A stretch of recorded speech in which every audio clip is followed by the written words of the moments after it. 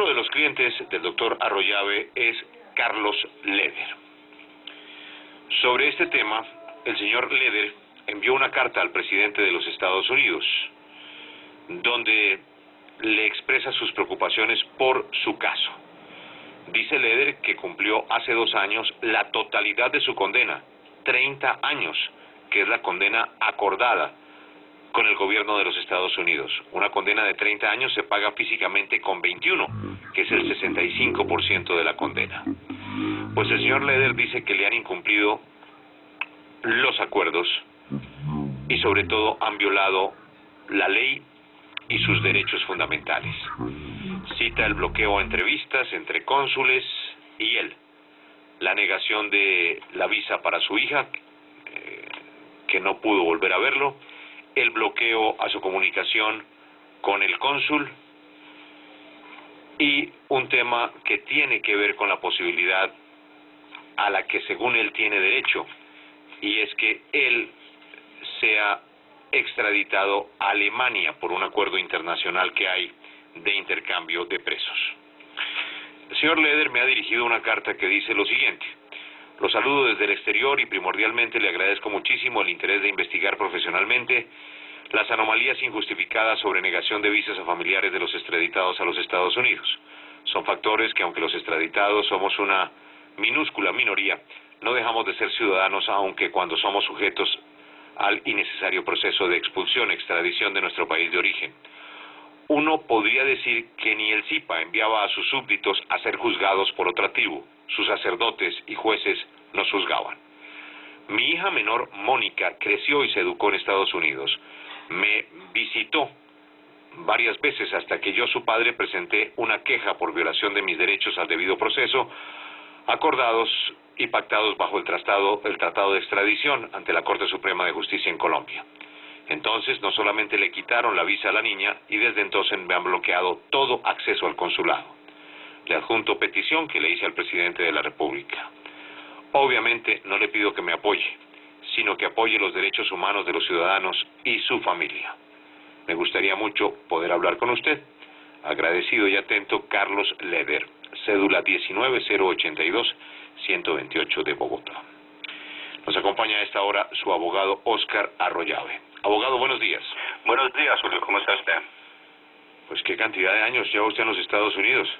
Sí, hace buen rato que estamos por estos lados. A Carlos Leder, ¿cuántos años de cárcel finalmente le dieron?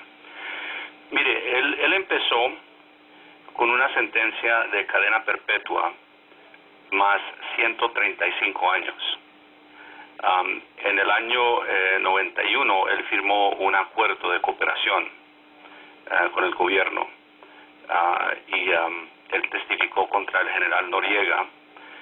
Normalmente cuando uno opera con el gobierno le da una reducción de mínimo la tercera parte y generalmente mucho más si es un caso tan importante como el de Noriega. A Carlos, a raíz de su cooperación, le quitaron la cadena perpetua y le quitaron 80 años de los 135, o sea que le dejaron 55 años. Y de estos 55 años, él dice haber cumplido el 65% de los 30. Bueno, lo que pasa es que cuando él firmó, y ahí es donde está el problema, que cuando él firmó el acuerdo con la Fiscalía, se estipuló en el acuerdo que la sentencia de él iba a ser reducida para que quedara de acuerdo con los términos del Tratado de Extradición. En esa época era 30 años máximo. ¿Qué es lo máximo que le podían dar en ese momento en Colombia? Correcto, sí. Correcto. Pero, abogado, usted dice esos eran los términos que contemplaba el Tratado de Extradición. No, pero no de extradición. Eso era lo que él pactó en el acuerdo de cooperación. Correcto, pero ahí estamos en el marco de una extradición aprobada por el presidente de la República de entonces, después de que fue avalada por la Corte Suprema de Justicia. Es correcto. Pero no entiendo algo, abogado, que usted debe ser un experto en el tema.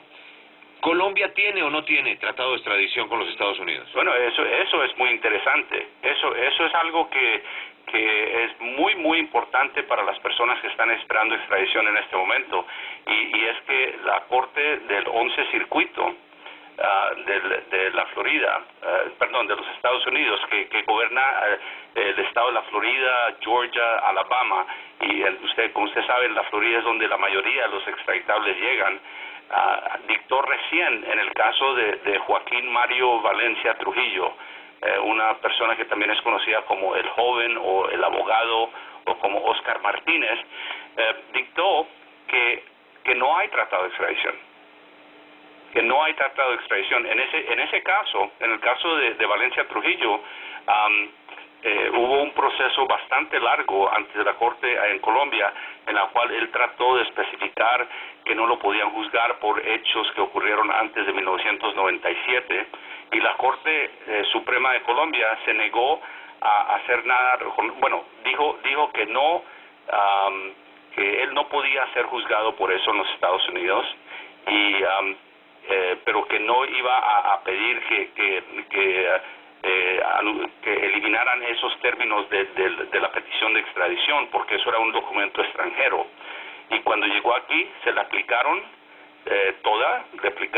hechos de antes del 97, modificaron los cargos, o sea que los cargos y las pruebas por cuales fue juzgado fueron diferentes a lo que se presentó en Colombia en la extradición.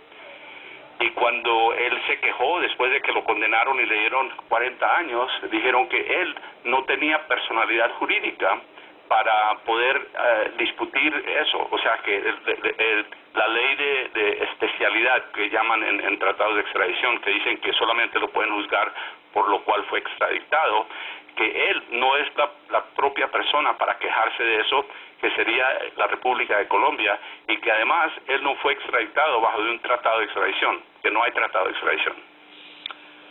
Abogado, ¿cuáles son las condiciones del señor Leder hoy? Las imágenes últimas que uno tiene de él son las de un hombre encadenado, tratado como un prisionero de altísima peligrosidad en lugares debajo de la tierra. Pero eso fue hace mucho tiempo. Hoy, ¿cómo sigue él? Él está en una alta seguridad, en una mediana, en una cárcel normal, ¿tiene algún privilegio? Bueno, son varias preguntas. Número uno, él está en una institución de testigos protegidos del gobierno americano. O sea que él ya no se llama Carlos Leder. Si usted averigua por él, le dicen que él no existe. Ok. ¿No? Pero o sea que él no se puede comunicar él no puede llamar por teléfono, no puede mandarle fotos, es bien delicado. Pero aquí yo tengo una dirección donde él me dice que yo le escriba. ¿A sí, esa dirección le puedo escribir? Correcto, pero naturalmente él no está ahí. No, él está, esa dirección imagino que es en Washington, y él no está ni cerca de ahí. Okay. Pero él el lugar donde está él es un lugar dentro del sistema que es cómodo. O sea, yo he conocido varias personas que han estado en esas... ¿Cuándo fue la última vez que usted lo vio? Yo lo vi hace como hace como 8 meses actualmente. ¿Y cómo se veía? Se ve muy bien, de salud, está bien, lo único es que, o sea, la libertad de él se la han negado injustamente. Bueno, pero él está encadenado todavía. No, eso no es de cadenas ni nada de eso. No, eso no es. O sea, ya está en un mejor sitio. Sí, eso de cadenas y eso no está ahí. Donde está en un lugar sano, seguro, la comida es buena, no es, inclusive es hasta un nivel un poquito mejor que la cárcel normal. Abogado, ¿cuál es la idea que tienen ustedes de buscar la posibilidad de que Carlos pueda utilizar un beneficio, el de transferencia de prisioneros, que funciona entre los Estados Unidos y varios países después de la guerra? Los Estados Unidos y varios países, pero no Colombia. Pero afortunadamente él es ciudadano alemán a raíz de la ciudadanía del padre de él. Y Alemania ha demostrado bastante interés y lo ha apoyado a él en la solicitud para el traslado. es Washington, que se ha negado en cada paso de aprobarlo. Él califica, él cumple todos los requisitos para ser transferido, pero Washington todavía sigue enamorado de Carlos Leder. Y es interesante porque él, digamos, en la época de él era bastante grande, pero comparado a algunas de las personas que han traído recién de Colombia, él no compara. Y él tenía una isla en las Bahamas, de la cual funcionaba él y movió bastante cocaína por ahí, pero Noriega tenía un país entero. Y en el caso de Leder, nadie murió para arrestarlo a él cuando lo arrestaron. No, es que mire, Víctor Patiño ya recuperó su libertad y estoy mirando en su lista de clientes y grandes exportadores de cocaína ya están en la calle. Claro que sí. Sí, es decir que Leder es como un símbolo, es lo que ha pasado con los Rodríguez Orejuela o con Ochoa, o, en fin, que para los Estados Unidos es una leyenda y es un deber mantenerlo como ejemplo de que siga preso así ya haya cumplido. Y también él fue a juicio. Y muchas de las personas que han venido aquí y que están en la calle, que son más grandes que él, ninguna de esas personas fueron a juicio. Ellos cooperaron, pero no fueron a juicio. Leder fue a juicio, aunque la cooperación de Leder fue supuestamente en el caso más importante en la historia de los Estados Unidos de narcotráfico, el caso del general.